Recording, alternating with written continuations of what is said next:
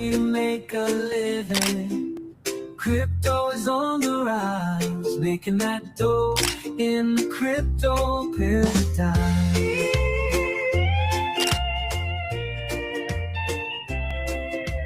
Watching it go, buying low, selling high.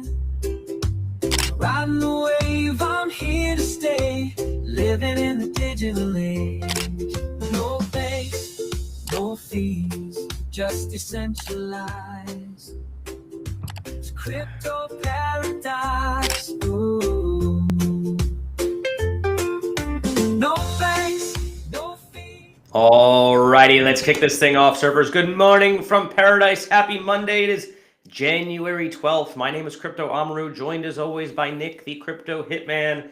And we have a great slate of stories to cover for you guys today. The market structure bill is moving its way through the Senate. Will it get passed by January 15th in time to save crypto from the abject manipulation that's been going on since October 10th? We will discuss. Michael Saylor, MicroStrategy, $1.25 billion Bitcoin buy. And I thought maybe when I saw the price run up to 92K, are we out of the woods? Did he cause a pump for once? And then, nope, never mind. Back to 90,000. So, hey, such is life in crypto these days. And what else? My Eagles lost in the playoffs. I'm still depressed. I'm still upset. Forgive me if I'm a little down in the dumps today, guys. My team got bounced from the playoffs. Terrible loss. So maybe we'll talk a little bit more about that so I can cheer myself up a bit. Who knows? How was your weekend, though, there, Nick? Pretty good. Just did a little bit of this, a little bit of that, watching the markets. I know we're going to talk about Michael Saylor and Bitcoin price first here, so let's jump into that chart because that was interesting. I saw a $1.2 billion buy, and then I'm like, well, who is selling? Because price didn't really move. Yes, it's up $300 from before he started buying, which, hey, that's a step in the right direction. Normally, we would see this thing drop another $500-$600 today. I guess I shouldn't jinx it. But here you go. He said he bought $1.2 billion over the weekend. It got us as high as $92,550. It shows you it doesn't take much to turn the corner on Bitcoin to get us above that 95K mark. But what do you know? Somebody sold into it, sending it back down to $90,600. So $2,000 off the high, just like that, once Michael Saylor and MicroStrategy ran out of their $1.2 billion. But the question is, who is selling Bitcoin? Because a $1.2 billion buy in 2017 would have given you an absolute god candle. A $1.2 billion buy in 2020 and 2021 would have given you $5,000-$6,000 green candle that spurred FOMO and momentum from retail investors. But a $1.2 billion buy now in 2026 and a low liquidity weekend gets you a $2,500 rally, and then it's immediately sold into the next day. This is why we can't have nice things, Nick. This is why we cannot have nice things, but I do want to comment on the buy. I think there is some misconception out there that, Michael Saylor is going on Coinbase and just pressing the buy button like, any old retail investor does. No, guys, that's not how it works. He's not buying directly off the market. He's going to over-the-counter desks, OTC desks that have Bitcoin for sale from the miners, from OGs, from whoever whale wants to sell at 90,000. A lot of the activity is done over the counter, so it's not going to show up on the price chart the same way, a market buy would if you just went and bought, fat-fingered $1.25 billion buy on Coinbase. That's not how it works, guys. So it is what it is. It is what it is. I'm not... my outlook hasn't changed. I'm not all of a sudden bearish because this buy didn't cause us to go to Valhalla. We're consolidating here. We're consolidating until the dam breaks. Maybe it's the 10 a.m. seller. Maybe he needs to run out of Bitcoin to sell. I saw an interesting take from Raoul Pal the other day, who I highly recommend everyone should follow. Raoul Pal, he's the one who sort of pioneered the 5-year cycle theory, or you could say, or at least he's put that out in the zeitgeist a lot more. He went into some detail about what happened on 10/10. Market makers have essentially had to go into debt. The exchanges stepped in to cover their losses. The market makers are in debt. and now they're selling whatever assets they have to pay back the debt. That's the theory. Seemed reasonable to me. I don't know if he has insider information to support it, but long story short, this is the market that we're in up until something changes, and you better get patient because that's the name of the game. Yeah, you can see our sell up here on Bitcoin, a 32.22% drop. That is a normal drop during a or bull market. So this is what we've been saying. In 2017, there was like 5 of these things. So this didn't drop too low to where we're saying, okay, bear market is here. We saw a nice bounce. And then also we've seen higher lows consistently since the capitulation sell-off at the end of November. So we are still here saying bullish. You know, remember, we were down here saying bullish and because higher lows and calling for a break above these moving averages. It did just that, running as high as $95,000. And now it has found support on the moving averages, just like I said it needs to last live show. So everything keeps playing out. It's not exciting. It's a grind, not euphoria. But if you can keep putting in higher lows, you got the bullish trend reversal by breaking above the moving averages. We just need to keep working higher. And there is a lot of bullish macros that we will cover today once we look at a couple more charts. Let's look at Ethereum real quick. It's flirting right around, guess where, the $3,100 mark. Obviously, similar chart to Bitcoin, but it's the same story. Higher lows, break and surge above the moving averages like I called what happened, a retest of the moving averages and trying to hold it here today. This did see a rally as high as I think $3,200 as Michael Saylor was buying on the news that Thomas Lee and others were staking hundreds of millions of dollars of Ethereum seemingly every day now, as we predicted they would. We said Bitminer would not be a seller. Bitminer would not just be a holder. They would be staking. Now the queue to exit staking is near zero, and the queue to get in is billions of dollars worth of ETH. That points to me as macro fundamentals that are very bullish for Ethereum throughout the rest of the year. And the last thing, another thing we were right on is Coinbase. I said, hey, if you just want to grab Coinbase, if it goes lower than this 233 low, that will be a bullish divergence with the RSI. What happened? It went from 225, surged up and gapped higher to 260, and now it's consolidating back, giving up some of those gains, but it has filled the gap. So even myself didn't give an official buy here because I was just kind of watching and staring, even though on the live show I told you this would happen because there was this downside risk down here to $215. So I'm going to watch here. If it stops here, fills the gap, maybe I just take the buy because, again, we sold this thing at $370 a share. So it's all just free money here at this point, trying to get back our shares at some point. Downside risk is still that $215. What news story would you like to get to first here, Crypto? Before we get into any news, let's just talk about sentiment for a minute because, as Rema mentions, sentiment is in the gutter, is in the absolute gutter here, and he's not wrong. What's interesting is that the charts, since that kind of December low on Bitcoin and Ethereum, haven't looked terrible. Yes, not euphoric, not exciting. It's a slow grind up, but we're still sitting around $90,000 Bitcoin, right? Let's zoom out. That's not a bad place to be. Ethereum's obviously underperformed for many years now, but is it $3,000? I think this negative sentiment really comes down to what Rema said next, which is gold all-time high, silver all-time high, NASDAQ all-time. Everything is seemingly doing so well, every other market. Not only that, you have a lot of bullish sort of macros floating around. You Bitmine doing their thing. Trump's in office. You know, he's supporting crypto. Fed has cut rates.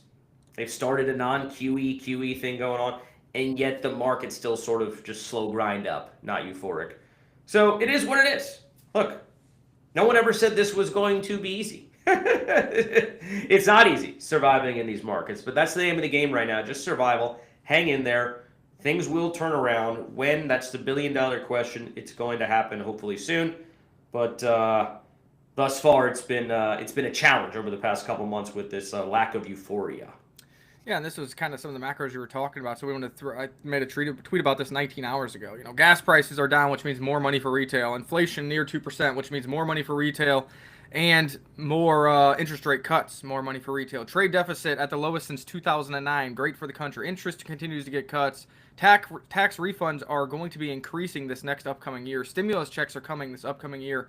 Illegal immigration near zero with deportation in the millions. Fraud getting punished and stopped. Stock market at all-time high. Precious metals at all-time high. Bitcoin is next. I know that is primarily why it's not as fun. Because even though Bitcoin, like you said, the chart looks pretty good. And if you zoom out, it's still up a lot. People just hear on the news, all-time high for gold, all-time high for silver, all-time high for stocks. But if you also do a measuring tool and look at what the percentage gains is for that, maybe that changes your perspective just a little bit. And that's what we have done in the past, talking about how even with silver at all-time high, And Ethereum below $3,000. Ethereum over the past 5 years has still outperformed silver, not even including the passive income you could have got by staking. So, zoom out a little bit, see where we're at, and see what the context really means. Everybody was euphoria lining up around the corners for gold, and it did a 2x. A 2x. So, I mean, if you zoom out and look at Bitcoin, it went from 16K to 90K here in a year and a half? Way more than a 2x, and we have objectives much higher as well. So keep in mind the percentage gain, not just the number on the screen, and don't get caught up in the all-time high narrative and headline that you're seeing on the news for some of these other assets. Keep the eye on the prize. Understand, look what just happened. Bitcoin went as high as $95,000 on no news, and went just as high as $92,500 with Michael Saylor buying $1.2 billion. So things can switch quickly. And right now, the bull structure is still intact. Higher lows, you just flipped and resupported on the MAs, and you got all this bullish stuff on the screen, plus more that I've left out, that all should lead to risk on assets catching a bid, interest rates being cut, and retail getting more money in their pocket. Now, we just got to convince them to put it in Bitcoin and Ethereum rather than stocks or sports bets. Maybe let's talk a little bit about what could spur on an interest rate cut or perhaps backfire. But over the weekend, news broke that the feds are investigating, the Justice Department is investigating the head of the Fed, Jerome Powell, for apparent criminal misconduct for his statements related to the renovations of the new Fed building. I mean, just zooming out a little bit, and you guys know I'm a supporter of most everything Trump's done over the past, whatever, as long as he's been in office. This, to me, feels like a miscalculation. Look, Powell's gone in 5 months anyway. His term is done in May. Let's just leave it be. We didn't get what we wanted out of him. And by the way, we still have 2 weeks till the next rate decision, so maybe he surprises us. But better course of action would have been just announce the new guy, get people talking about the new direction the Fed is going in starting in May, and render Powell a lame duck. Don't go after him on some bogus because he made a statement about. And to be fair, I don't really know exactly the details and the facts, but this seems pretty weak. Like, come on, he said something about the renovation that wasn't true. Like, seriously, that's what we're coming after people for now. I think it was a big misstep on Trump's part. Hopefully, the market doesn't react negatively to it, and hopefully Powell doesn't react. When you're attacked, sometimes you want to push back. You want to fight back. You don't want to acquiesce and look weak. That's my concern too, where Powell's going to say, well, no, I got to stand strong and not do what Trump has wanted me to do because he's coming after me. So I think miscalculation across the board. I don't think the decision came from Trump himself. Justice Department is a separate entity in theory, but I didn't like it. I don't like it. And let's just move on past Powell and announce a new guy and be done with this. Yeah, I don't know the details of the case, so I can't say whether it's bogus or not. I have no idea. But what I will say is, we have got, no matter how much we hate Powell and push on Powell, and Trump is right about him being too late Powell, we have got, 2-3 interest rate cuts in a row. We do have a chance here at another interest rate cut, so his ultimate decision hasn't really mattered. He's been voted to cut 0.25% the past 2 or 3 times, and we got another one coming here in January. So that's why it's kind of like the timing. It's like, hey, it's not the greatest. I wish we had cuts earlier. I wish we had the jumbo cut.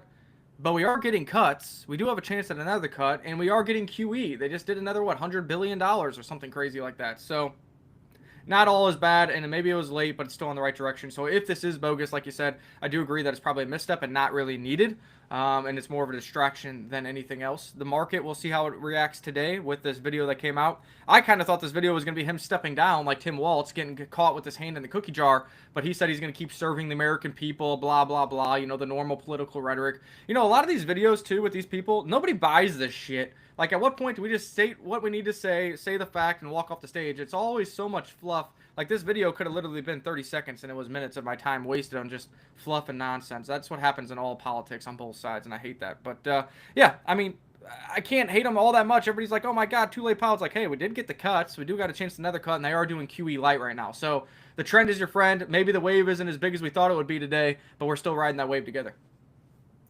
And even if you hate him, I just think the better strategy is to announce the new guy like tomorrow and get everyone focused on the future.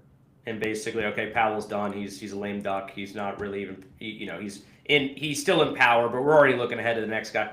Don't come after him some trumped up, oh, he made some wrong statements about the value or whatever was going on with the renovations of a building. Come on. Like, what are we doing? And the actual data that could push for an interest rate cut here on January 27th, like we've been calling for quite a while, well, Trueflation has new data, and the trend continues to be our friend. U.S. CPI inflation 1.87%, below 1.91, which we saw on Friday or whenever the last live show was, and the U.S. PCE inflation down to 2.04% from 2.1%. So over the weekend, inflation has dropped yet again. And remember, Trueflation gives all live data based on real data points that you are seeing in your daily life, not some Fugazi government numbers or some Fed secret backdoor numbers that they like to present to us. Well, if you look at what are the implication of these numbers, I think relatively minor, because the reason why we're now seeing not Trueflation, but the poly market numbers on the potential rate cut go down to, like, I don't know, 10% or less. We had unemployment numbers come out that came a little bit above expectations. But when you dig into it, the labor market's still weak. There's still not barely any hiring going on. I think most companies are a little trepidatious. They don't really know the direction of things. Now we have uncertainty around these tariffs. Will the Supreme Court, which direction will they come out on? So there's still some uncertainty hanging across the labor market, hanging across the overall financial markets too. But is what it is. This is what we're used to at this point, right, guys? Let's talk about Roan's question here, if you don't mind, Nick. Finally got some cash to DCA into alts. Do we think Bitcoin goes to 80K before the bull continues? And what is Todd saying? I mean, we're not looking for an $80,000 Bitcoin. We're looking for the lows to hold. Bitcoin, Todd is actually long 66% of Bitcoin off the green arrows that I show on that chart almost daily. We're long Ethereum, 100% of our Ethereum position, and looking for higher, and so far that has been correct. Buying just before the day of the low and then adding on the day of the low and just letting the higher lows do their thing. And then I told him about the moving average, and he stayed long, and when we hit those moving averages, we saw big green candles. Now we have backtracked some of that, but we're still holding above the moving averages. We're still neutral on all the indicators, and we're still looking for higher prices. The only way that I think we get down there to 80K is you really need another black swan, because all the other macro fundamentals are in favor of Bitcoin, Ethereum, and growth in risk on assets, of which crypto falls into. You know, no macro fundamentals, nothing that is being force-sided or is a possibility of happening is bearish for Bitcoin or Ethereum. You need an unknown black swan in order to cause another sell-off, in my opinion. Well, let's see. Next Wednesday, or is it this Wednesday? The Supreme Court is going to rule on the tariffs this week. I believe it's And that Wednesday. could cause some fun. Yeah. And I'm a bit concerned about which direction that ends up causing the market to go in, because, look. But here's the interesting thing before you go with the tariffs. It's like, wait a second. So tariffs bad, markets sell off. If tariffs Yeah. ruled illegal and get shut off, markets sell off? Like, these Yeah. guys can't even make up their own mind. Well, now that we saw what tariffs do, they're actually good. So Supreme Court shuts them off, we're going to sell. It's like, you guys don't even know what the fuck you're doing. You're an idiot. And the last thing before I let you go, the trade deficit for America, lowest it's been since 2009, and that's all happened with 6 months of tariffs. So they are working, inflation at 2%, trade deficit down. Wow. I mean, I don't know, maybe that's why now the Supreme Court will rule they're illegal because they're incompetent, and then we'll have to sell because, whoa, well, hang on a second, tariffs were actually working all along. Yeah, the market can be frustrating in that sense, but the reason why I think we will get a sell-off if the Supreme Court strikes down Trump's tariffs, due to one word: uncertainty. Markets do not like uncertainty, and unwinding those tariffs would cause a tremendous amount of uncertainty, not least because what do we do with the hundreds of billions of dollars that have been collected from these companies? Now we got to give back the money to the companies? How is that going to work? Is Trump just going to say, oh, darn, I lost, I guess tariffs are done? No. Or is he going to find some backdoor new statutory basis for imposing more and different tariffs? And how much uncertainty and pain and chaos does that process cause? So it's uncertainty. It's the chaos. My hope is that the Supreme Court does the right thing and just let these things stand. We do not need that. We do not need this in our lives. Please. I don't know why they would, why they would do that. I mean, if you look at it from a data perspective, inflation is down, the trade deficit is down, the tariffs are working, we're onshoring companies left and right. Now you have this thing where car interest rate loans that are built in America, you can have tax write-off. So what is happening? Some of these kind of fringe companies like Nissan that build some stuff here, but not all stuff, they're moving more and more of their models to the United States of America, trying to tap into the Americans that are going to be looking to buy American-made cars for the tax write-off for the interest rate on their loans, because everybody has to have a loan. Who's paying for cars cash? Very few people nowadays. So everything, all the dominoes are falling into place. The matches are stacking up tall. I mean, it just keeps working out. And if you make the tariffs illegal, and especially if you got to pay it back, all that comes crumbling down. Now companies that were going to onshore will be able to pull funding or not come onshore. The money that was being brought in for the government is gone, and we got to pay it back. The trade deficit explodes once again, even though it's at the lowest since 2009. And then what happens with inflation? Was not having tariffs actually a negative impact on inflation? Maybe. You could argue it. Inflation's down when tariffs are in place.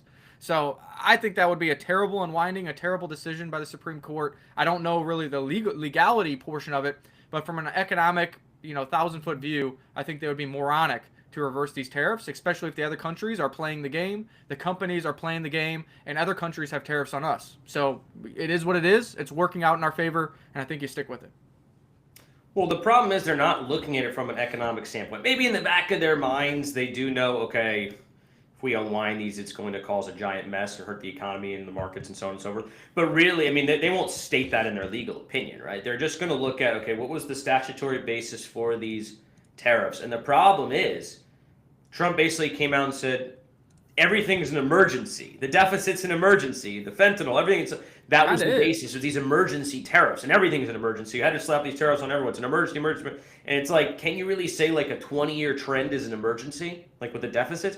So legally, from that standpoint, it's a tough case for the Trump administration. I think that's why, I don't know what Polymarket had. It was like 60% or something, 70% were betting that it's going to get overturned. So we'll see. We'll see what happens. But, going back to Roan's question here, does that cause a dump to 80K? I don't think that would cause a dump to 80K. Because here's the thing about the Supreme Court decision. If the legal analysts and even Polymarket bettors are already assuming, okay, it's probably going to get overturned, well, then that's priced in at least to some degree. I don't think it would cause like a, 10% or 20% dump now to down to 80K. So I just don't see that happening, even in light of the Supreme Court decision. But I do want to get to actually Roan's point around alts, because he said he wants to invest in alts, perhaps over, say, like Bitcoin or Ethereum or something like that. What's your take on that, Nick? Because I mean, we've seen some alts have done well. Even now, there's been a few runners like on Solana, but it's few and far between, and things aren't really sustaining that much. I don't know. What's your take on jumping into like low caps right now? I mean, there's some runners here and there, and we found some gains. We'll pull up spin here in a second, but let's look at Polymarket real quick. It says, will the Supreme Court rule on Trump's tariff by January 31st? That would be a 70% yes. Remember, the interest rate cut could happen January 27th, so that'll be kind of interesting to see how all that times up. But that could be a scapegoat for the Fed to be like, well, there's uncertainty. In 3 days, the Supreme Court is going to rule on the tariffs, even though we thought tariffs are going to be inflationary. They're not. So if they turn them to, it's a scapegoat for them to do no change. I can already hear Powell now. It is his way out, especially now that he's being pushed on. And then Supreme Court rules in favor of Trump's tariffs at 27%. Now, I take all these with a grain of salt because everybody's like, Polymarket's always right. Polymarket is always right 1 day before the event. Polymarket has been completely wrong on interest rate cuts 1 month, 2 weeks, 1 week prior to the event. It wasn't until the day before that the money actually became correct. So that is a big thing that I want to reiterate on here, because people always say, Polymarket always right. Like 24 hours before the event happens. Very wrong 1 month, 1 week, 2 weeks before the event, especially in the case of the interest rate cuts, of which the Fed decision is down to 6% chance of a cut for interest rates here on January 27th. And I'm still leaning on this. This was like 13%, but after the stuff that happened this weekend and the tariff stuff happening, maybe 4 days later, that is a potential scapegoat for Powell, but I'm still leaning on we are getting a 0.25% basis point cut, because actions speak louder than words, inflation below the 2%, and Powell is doing QE light, which is telling you that they need to continue to cut rates. Now go to microcaps. Let's pull up spin here for an example. There is some outliers on Solana. that are doing well, and some other chains, but it's very far and few between. And the outliers is when we're even in the degen season of meme coins, we were making calls at 10K to 100K to even 300K, and they're running to 1 million, 5 million, 10 million. Now the goal for a lot of these is like, let's get to 100K, 500K, 1 million, and then see how the market reacts. So I think that's why we're in a very different spot for the overall market. Yes, you can still make money, but the lower the market cap, the thinner the liquidity, the higher risk for you. And the targets aren't 1 million, 5 million, 10. They're like 100K, 500K, 1 million, and then wait and see what the market does. So that's my opinion on where we are in the market cycle. You can see here on spin, when we gave the call on spin, we were down here around half this valuation or so. Currently, spin had a big green candle, giving up some of the gains over the weekend and now catching itself. And I think we're at like a little over $30,000 market cap. Spin is one that we hinted at early last week, and we talked about exclusively on our last live show, I believe Thursday of last week, and it continues to grind higher. Now, it's a 30K market cap. It's on Solana. It's a GambleFi, MemeFi token, but there is some utility there. The team is active. We're talking about it, and so far, the trend is your friend on this, continuing to put in higher lows and doing pretty well considering it is a pump fund token. So it fully bonded on day one, had its big sell-off, tried to make another move on the back of marketing from ourselves and others, and now is consolidating again. If it kind of hold this line, or even if it comes back down to here, if the market is weak and can kind of continue to work higher, it's 30K market cap. It could go to zero, guys, but it could easily, with $10,000, $20,000, $30,000 in positive buy volume, go to $1 million market cap. So these are kind of some of the games you're playing with, but just understand the objectives and where we are now. The objective isn't 10 million. Like before in the meme cycle, everything was 10 million, and we hit that on Fuck 9 to 5. We hit that on Kaiken. We hit that on whatever that dog coin was, Melania. Like 10 million was the target, and that's what we were hitting. Now the target, you'd be happy with the 1 million, and then waiting and seeing what the overall market's going to do to see if it supports higher prices. Yeah, I think if you're going to dabble in these low cap alts, you sort of have to look at your entire portfolio. You have to look at your sort of your risk parameters. Someone like myself, I mean, I don't mind chucking $500,000 into something like this, on the chance it does really well and runs to $1 million. But if your risk tolerance isn't really that high, you don't have a very big portfolio, maybe just stick to some of the, like, if you want to be in alts, that's fine, but maybe Ethereum, because then you're a little bit less risky, a lot less risky. Let's just call a spade a spade. So maybe that's an approach for someone like Roan. I just would hate to see going all in on some super low caps and then like one of them rugs or just it doesn't take, nothing happens, because sometimes these things don't take off. So you just kind of have to look at your own risk parameters in your own portfolio, make a decision that makes sense for you. But interestingly, on spin, go ahead. If you're still talking about spin. I don't know if the market cap is correct, or perhaps it is. I think it's actually around 80,000. But in any event.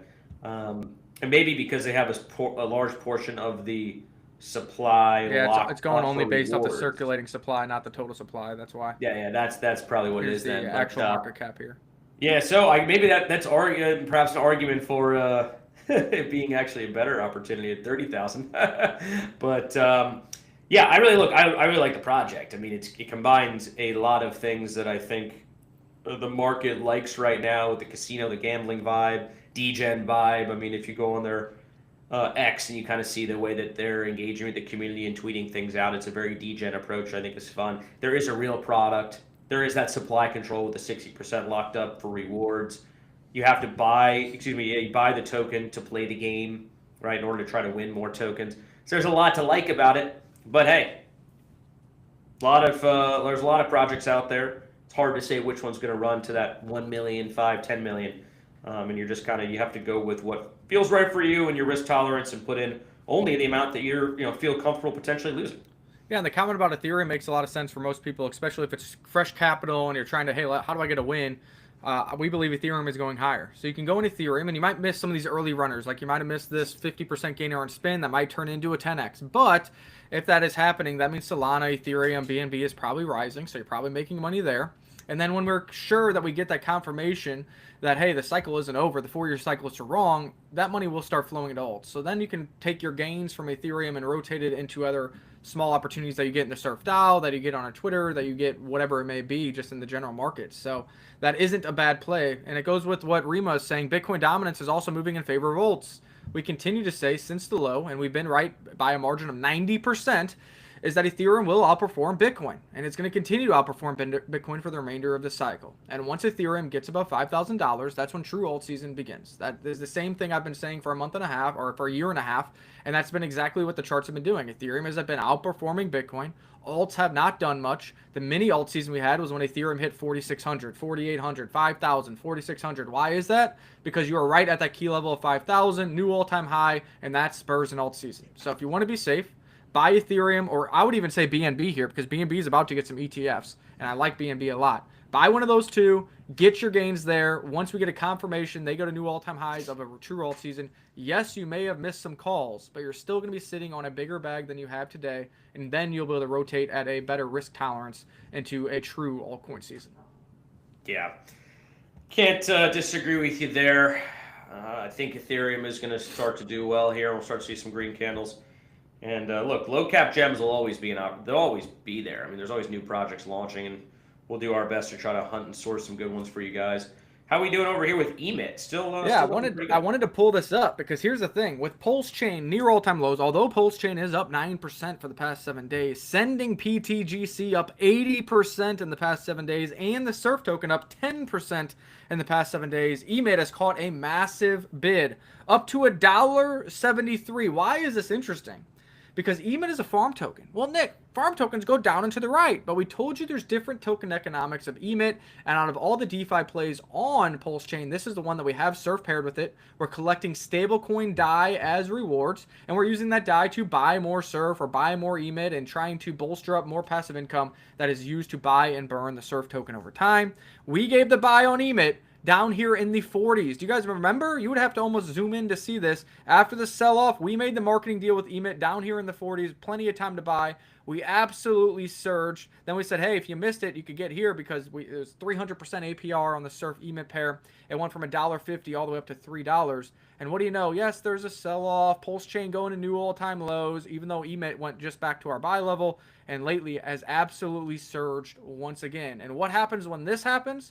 This volume spurs your APR on your farms, and that APR is paid out in DAI, a true stable coin. So if you're still farming over there, like we have been, go check out how much DAI you have, collect that DAI, and what do I recommend you do with it on Pulse Chain? Either buy PLSX for the lowest risk, buy PTGC for the alien tech, or if you want a little more risk, you believe in us, go buy the Surf token. Those are the three assets on Pulse Chain I continue to hammer. PLSX, PTGC, and Surf. From least risky to most risky, all of them have good fundamentals, all of them have good teams, and all of them are going nowhere. And EMIT has been a massive winner in the doldrums of Pulse Chain Red for us at the Surf DAO. If you want these calls, 200,000 Surf or more, you would have bought EMIT at less than 40 cents, around 40 cents back in May, been earning 100, 200, 300% APR all the way till today in January, and been up many multiples on your underlying investment. Didn't have the cheers queued up, but I want to just cheer that take. That was fantastic. Yeah, shout out to EMIT guys, doing a great job. They partnered with a new project on Pulse Chain called True DeFi, and I think that's part of the reason why they've had this nice little run up here over the past week or so. So shout out to them. I know Martin loves EMIT. We're staking. We're earning passive income. We're still hodling it. So still believing in those guys. All right, what other stories, charts, tokens? Yeah, here's a little alpha thing that I haven't even told you about. So a little sneaky gem. Only live people are going to see this because we're not going to clip this and we're not going to post about it yet. But I would take a look if I was you on Pulse Chain and you got some gains, you got that passive income DAI that you're about to dig up. I would take a look at your mom. Okay, down big today because people are rotating from this to the other project that they are pairing with it. Your mom, take a look on that dip. That is a dip to buy, and the new token DTGC, as you can see. People are selling you your mom to chase DTGC. Same team, same guy. These are supposed to complement each other over time. So take a look at those two tokens. See what you think. This is about a 900K market cap. Your mom is about, I think, a 200K market cap, 250K market cap. Those are two tokens that I think we might be talking about in the future. Have not given an official buy, won't give an official buy. And this live show is kind of your due diligence time to take a look at those two projects. There you go. Well, alpha for the live listeners. Appreciate that.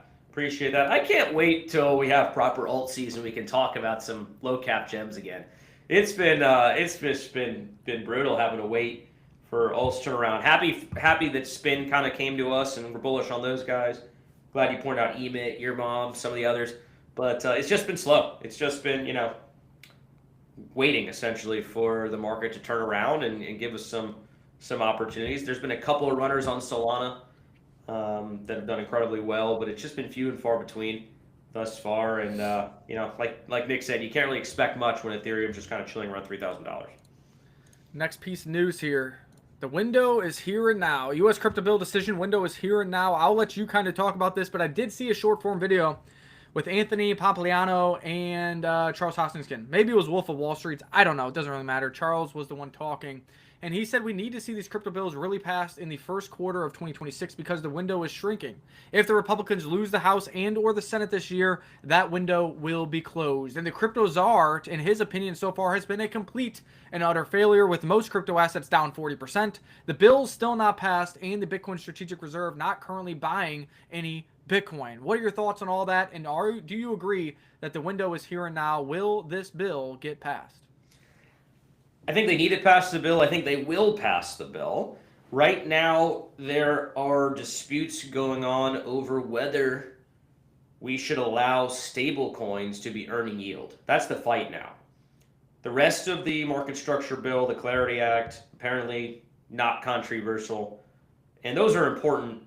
There's important elements to that, not least of the anti-manipulation rules that are going to be put into effect. So hopefully, another 10-10 can't happen. So that is all very important and very good, and that's what we need to pass. But right now, the fight is over the stablecoins and whether stablecoins should be able to generate yield for the holders of those stablecoins. Coinbase, on one hand, pushing heavily for that innovation, better for their users, better for their business, better for crypto overall. And surprise, surprise, the banks, the banks that offer you like a basis point of interest every year on your savings account are pushing against the notion that you could earn 5% on holding like USDC. So that's the fight right now, guys. It makes a lot of sense because it is in direct competition with the money markets, of which all the big dogs have had forever.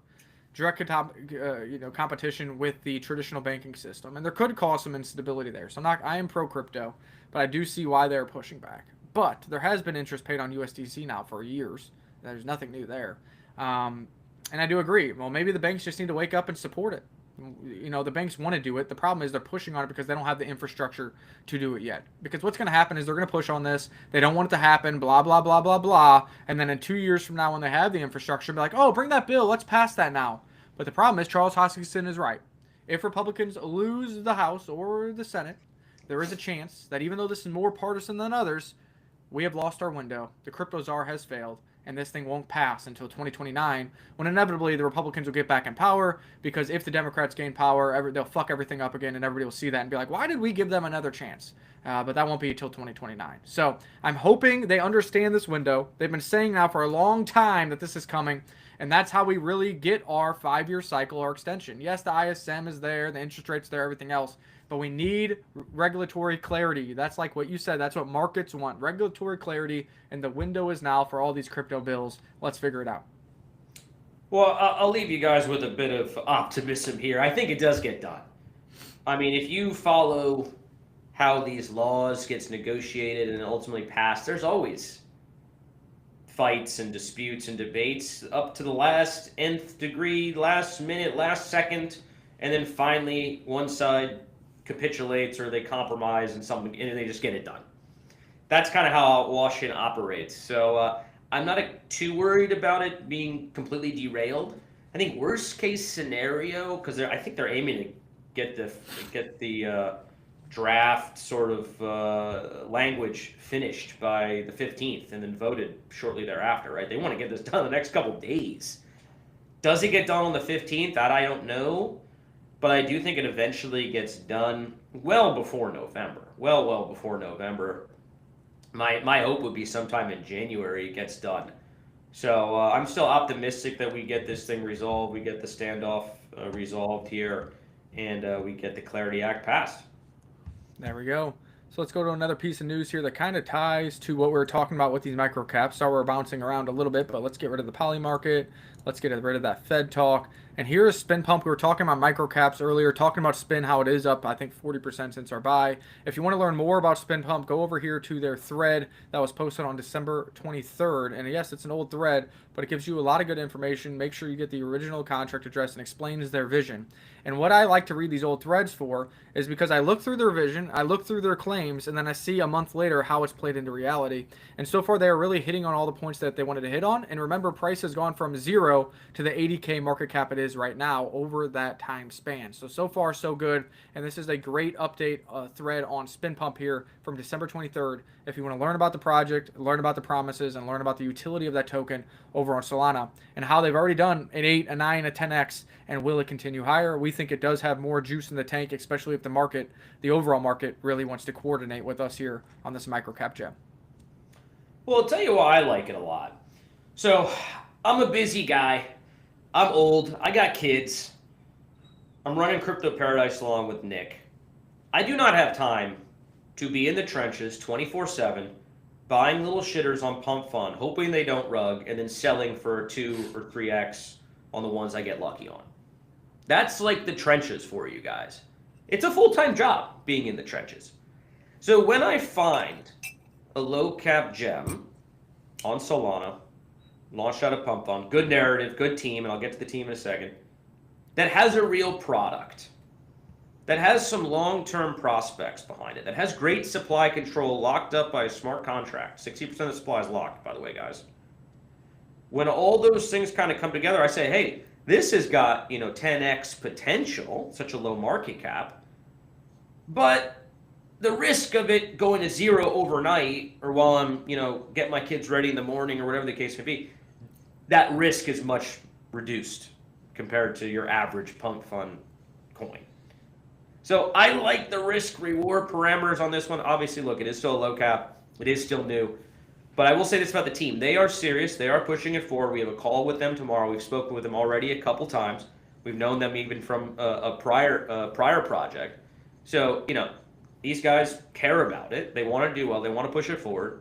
I believe they're already contacting other influencers or whatever and looking to engage in further marketing.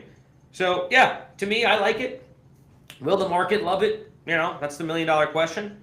But at an $80,000 market cap, wherever it's at, I think the risk reward makes sense for me. Makes a lot of sense. I like what you were saying there. Let's see what else is up on these tabs from the Hitman. Going back to the Fed, this is what we already hinted at, so we won't spend a lot of time on it. The Fed just added another $105 billion to its balance sheet, the largest since 2023 banking crisis. Who remembers that banking crisis when banks were literally going to 0 and Bitcoin was going down at the same time? Pretty crazy times. But this is what I'm talking about with maybe that is a misstep, like you said, about doing the charges on Powell. Because, yes, it's too late, Powell. Yes, we thought more interest rates. Yes, he's been hawkish in the face of dovish news. But we have got the interest rate cuts, and we have seen multiple times now hundreds of billions of dollars, QE light, going into the Fed balance sheet. So we are trending in the right direction. If we get another cut in January, it's okay. It just extended us on for 5 years instead of 4. Was it late? Sure. But I do think it's a misstep to push on them right here because things behind the scenes, although they speak hawkish sometimes, every action has actually been dovish. A lot of this is apparently injecting money into sort of the banking system to help the inner workings of the bank and keep everything liquid and so on behind the scenes. So it's not QE, true QE in the sense of it's designed to drive the long-term interest rates down, but it is a QE light. It is arguably QE in sort of sum and substance. And look, at the risk of sounding, soft on crime or something like that, like Crypto Amaru, you just want to let Powell get away with it? It's like, if he murdered somebody, no. Or even if he did what that other Fed governor had alleged to have done, which was lie on her mortgage statement about having a second home or whatever the heck she did. Okay, that's okay. Let's. If you found out about it, Justice Department, you probably have to prosecute that. But what is he alleged to have done? It's like, said that the cost of the renovation was going to be $50 billion and ended up being 100. Like that's a crime to say that. Like, come on. So look, I'm not soft on crime. If someone does something horrible, obviously prosecute them. But this is such a minor thing. It's almost laughable. And I just think, better to have announced a new chair instead of coming after him in this aggressive way. That's my only point. And we got Anthony Pompliano here, big name in the space, says there is a strong argument that Jerome Powell intentionally waited until Sunday night to leak the news of the investigation to the New York Times. He likely did this to manipulate the stock market lower, which he knows is a sensitive point for Trump. We are watching 3D chess get played here by both sides. None of it good for our country. And that's pretty true. I don't know about not good for the country, but it's definitely not good for financial markets because the markets like clarity. And we've kind of already beat this dead horse, but it seems like Anthony Pompliano is kind of on the side with us that, yes, no matter how much Powell says he's not political and he's just doing his job, his actions speak louder than words. He is very political. He's very anti-Trump, and that is what's been going on here. And now he's saying that, hey, he's known about this since well before Sunday, but he waited till when he did, right when the stock market futures were opening up to put that news out to impact the market itself, which, if anything, that should be investigated more than him getting the budget wrong on the building. Yeah, none of it's good for our country. I agree with that for sure. Let's just get Powell out of here. Let's just get this done with. I don't think the investigation was the right thing, as I said, but look, there is a very good chance, by the way, that this investigation doesn't really go anywhere. No criminal charges brought, and it ends up being a whole nothing burger at the end of the day. So let's see how it plays out. I don't think the markets are reacting negatively to it, at least not the normal stock market. Crypto's obviously being manipulated, and whatever's going on is going on. But I think the normal markets are doing just fine. Yeah, we got Fat Sammy in the house saying, hey guys, we've had Fat Sammy in the house before, Pulse Chain guy, and I believe an EMET guy. Maybe that's why he's excited and back in the trenches watching us. If you missed it, which you probably did because you just said, hey, we did go on about a 5-minute tangent about EMET, the performance since the Surf DAO has been given that by the APR from various farms, including the Surf EMET farm. So maybe you need to bolster up your position in that, Fat Sammy, suck up some of that APR, and then stake your EMET to earn that DAI. That's why EMET, out of all the farming tokens, has really survived. Price action looking good. And of course, when you get DAI stablecoin rewards, it always feels good because you're DCAing into the market each and every time you decide to deploy those EMET rewards into Surf, PTGC, or PLSX. Nothing wrong with buying into and farming some kind of sustainable coins like an EMET while the market is just sort of languishing and not doing much. As fun as it is to hunt in the trenches, and who knows, maybe you want to take a bet on a potential runner like Spin Pump. But if you're feeling, you know what, I'm not that risk on yet, maybe the Supreme Court comes out and rules against Trump's tariffs and we dump down to 80K like Roan is suggesting may happen. I'm not feeling that risk on. Nothing wrong with farming a low cap. That's actually generating, 200-300% APY for you, paid out into stablecoin. So I know Fat Sammy likes that take because he is one of the largest whales in EMET, apparently. By the way, shout out to Fat Sammy. He jumped on our spaces last Thursday. We are going live on X every Thursday, I think at 2 p.m. Bringing on builders like Fat Sammy, community members like Martin, having different teams jump in there, talk about the markets, talk about their product, just trying to stay engaged with you guys in the trenches a bit. And apparently there's going to be a debate between Tom Lee and Eric Trump, and people are saying who is going to win the debate? Eric Trump for Bitcoin, Tom Lee for Ethereum. My reply to that is they agree on much of the same things. It'll be less of a debate and more of a promotion for crypto as a whole. Obviously, Eric Trump is going to lean into Bitcoin, but remember, the Trump company, I forget, World Liberty Finance, has actually sold a lot of their Bitcoin for Ethereum. They have a massive Ethereum holding. And although Thomas Lee is running the largest Ethereum Strategic Reserve company in Bitminer, BMNR, go buy some if you're not dumb, he still is a very big proponent of Bitcoin and other blockchain technology companies and projects, supporting a lot of the spot ETFs that we already see on the market, which is Bitcoin, Ethereum, Zen, Solana, BNB is looking to get approved. So I don't think this is going to be much of a debate.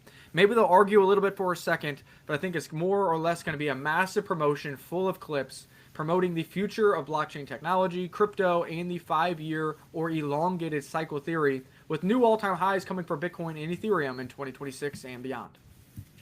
When is this debate happening? This is the first time hearing of it. I'm loving this. I agree it's not going to be much of a debate, but we are going to get a lot of really bullish clips out of it, won't we?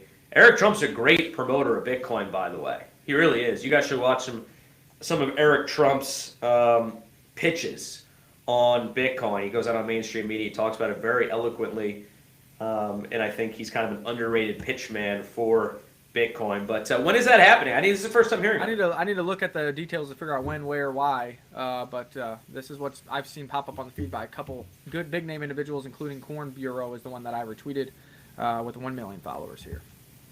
Very cool. Looking forward to that. I mean, if you zoom out, everything is fine.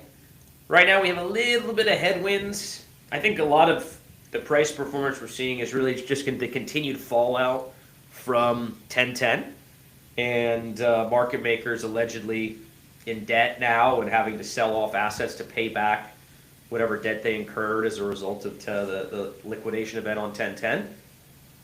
We have the Supreme Court headwind, maybe some Powell FUD, but for the most part, I mean, 2026 is looking great. Early January is looking great. The rest of the markets are up. I think it's just a matter of time before Bitcoin catches a bid and all this FUD and uncertainty is behind us.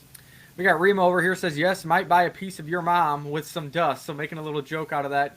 I think that's a good thing. It looks like it's pretty clear that people are rotating from your mom to that DTGC, but they're still the same founder, same team. And the goal and the creation of that was to create a relationship between your mom and DTGC that PTGC and UFO have, where they liquidity bond together, they buy and burn each other, and in the end, they drive both higher. So that's why I think the rotation from your mom to DTGC is more of a component of overall market conditions, where people are selling your mom since they're up in profit to chase the new asset, but really at the end of the day, they're tied together, which means that your mom is decoupled and underpriced at current valuations. And remember, your mom has a large liquidity pool with PTGC, which is one of our favorites. So if I'm right and PTGC does a 5x, 10x, 20x, 100x, it's going to drag your mom regardless of the performance of DTGC. That's why I think you have an undervalued play there on your mom with this new token launch. Check out your mom, DTGC. Thank you for elucidating on that further. Want to circle back to Fat Sammy's last comment here. Hopefully we get a yes vote for the BitMiner on Wednesday or Thursday so they can increase their ETH size. I think he is referring to the proposal for BitMiner to dramatically increase their number of shares. If I'm not mistaken, that's what he's talking about right there, Nick.